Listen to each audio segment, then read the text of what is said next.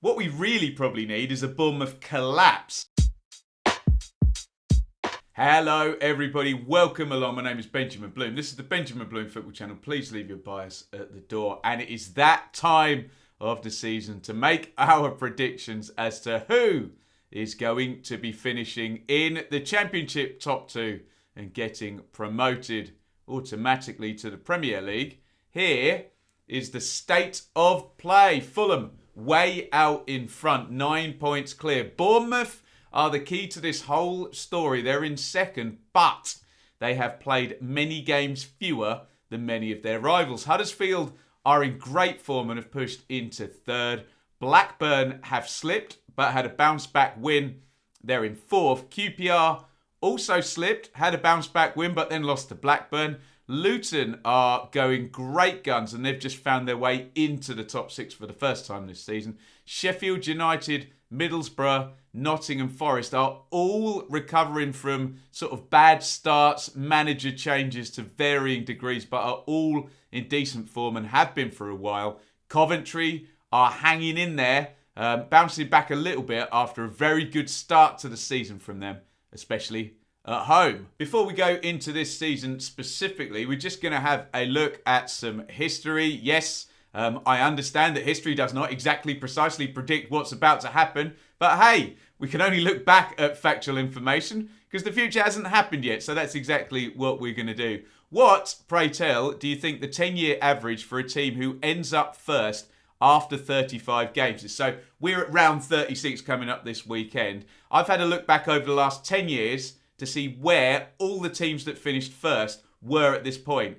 Go on, have a guess. Here's the number. 1.6. Obviously, you can't finish 1.6 in the table, but what that does tell us is that at this point, on average, the team that finished first is in the top two and above second. Read that however you choose. 10-year average for a team who ends up second after 35 games. So exactly the same question. At this point, the last 10 years, the team that ended up finished second, where were they on average at this point? Second. That's all a bit boring, but before we go into this year and people are projecting chaos and everyone changing places, the 10-year average says that's unlikely. And again, I understand that history does not always or ever or even predict the future at any point. Furthest the team rose after game 35 to finish first. What's the most amount of places somebody jumped? So we're looking at the outliers because we think 1.6 being the average. Well, Bournemouth did jump 3 places in 14-15. They were, however, only 3 points off top at that point. And we're going to come back to that season because that's an interesting one that if you do want a change of place, that's your season to look at, I do have to say. 7 out of the last 10 champions were first at game 35. It sounds like stating the bleeding obvious. I'm just restating it because people do tend to look very romantically at the table and imagine their team soaring on through. I don't want to be denying Santa Claus or the Tooth Fairy. I'm just reporting the facts of what's happened or not happened in the past. The furthest a team rose after game 35 to finish second. So this is the last 10 years again. We had Bournemouth jumping from fourth to first. However, only one place, Watford in 14-15 and Sheffield United in 18-19, went from third to second. Nobody has gone from fourth to second from this point onwards in the last 10 games. Of course, excepting the Bournemouth went from fourth to first, but fourth to finish second isn't a thing, apparently, over the last 10 years. 6 out of the last 10 second-place teams were second at game 35. So let me reiterate that from this point onwards, the team in first stays in first 70% of the last 10 years. The team in second stays in second 60% of the last 10 years. Right, let's drill into this season a little bit more. And this is just a simple points per game projection. I've done 3 of them. I've done 1 for the whole season. I've done 1 based on the form over the last 12 games. And then I've averaged the 2 together. What do they look like? Well, the seasonal points per game projection has Fulham finishing 7 points ahead of Bournemouth. So 97 for Fulham based on every game so far this season. Bournemouth 90.51, which would be a fine old total. I think the big thing there is look at the gap between Bournemouth and Huddersfield, who would come in third on current points per game, Blackburn in fourth. And the key pointer to that is based on what's happened across the whole of this season and rolling out the points per game for the remaining games. What it does tell us is that Bournemouth and Fulham are in a league of their own, and Bournemouth, though, are a lot better than everybody else. But I understand, let's try and get a bit more recency involved in that. So, based on the 12-game form table, this is what it looks like. It's a little bit tighter. Look, Fulham miles ahead. I think they've even increased on the seasonal one. They're 98.16. Bournemouth would drop a few points down to 86. This is a 12-game form table. Huddersfield would be just over 3 points behind. And Luton would actually go up from 6th into 4th. Obviously, Huddersfield and Luton in very, very good moments. What that does tell us, again, though, is taking into account seasonal or form, it's Fulham and it's Bournemouth. If we average the two together, we get a bit more of a gap, actually. Again, obviously, there's a recency bias favouring Huddersfield and Luton. Hey, you'll hear me say many times, you read the stats how you like. That I'll just put them up on the screen. But the average of seasonal points per game and form points per game has Fulham winning the title by about 10 points. More pertinently for this video, because we're trying to predict the top two, it's got Bournemouth by 8 points. So, what's happened this season so far, and the form table, and marrying that all up, tells us again, Bournemouth in second and Fulham in first. Right, we've looked into the distant past and the recent past. Let's look into the future. And I've totted up the average opponent position based on the league table and the form table. Obviously, for this, we're not going to take into account points deductions because that's an off-pitch sanction. So it only really affects Derby. They're bumped up several places and everybody else that would then go below them is down one. I hope that makes sense. And our findings are, in terms of the running, and I've just looked at the top 6 teams. So Blackburn have the best opponent position of 13.75 based on, this is the league table, so based on the whole season, no recency bias there. Followed by Huddersfield, Luton. Bournemouth do have the 4th out of 6 most difficult in the top 6. And Fulham, I'm sure they're going to be quaking in their boots at the thought of facing an average of 10th place as they crusade towards the title, we think. Let's look at it in terms of the form. Does that change? So remember there, Blackburn, Huddersfield, Luton, Bournemouth, QPR, Fulham. Blackburn, Huddersfield, Bournemouth. It's going to get easier for Bournemouth. It's going to get easier for Fulham and more difficult for Luton and QPR if we base it on the recency bias. Obviously, with Luton, they're in good form themselves, so that maybe you can factor that in. But we're looking at the average opponent position. So it looks all right for Blackburn, I guess. I suspect we're already looking at this through the prism of Bournemouth, and if you're hoping for the Bournemouth collapse, you would have wanted theirs to be the most difficult. It isn't, and they've got lots of games. Right, with all of that being said, shall we reach some conclusions here? And the first one is probably a completely obvious one. Fulham are up. I think most people watching their video would probably agree that with Fulham 9 points clear, in fact, we're looking at the top 2. So Fulham are 11 points clear, essentially, with 2 games in hand on 3rd place and playing very nicely and very settled. So I think we can park that one, and we're talking about 2nd place. So we're talking about Bournemouth dropping off, essentially. So for Bournemouth to finish below 84.7 points. So now people get very confused about these 10-year averages I use. So that is the 10-year average for 3rd place. So don't think about teams moving up and down. Just think about if you plonk a team in the table, historically over the last 10 years, and they had more, than 84.7 points, they would finish above 3rd, is what we're saying on average. So for Bournemouth to drop below that, i.e.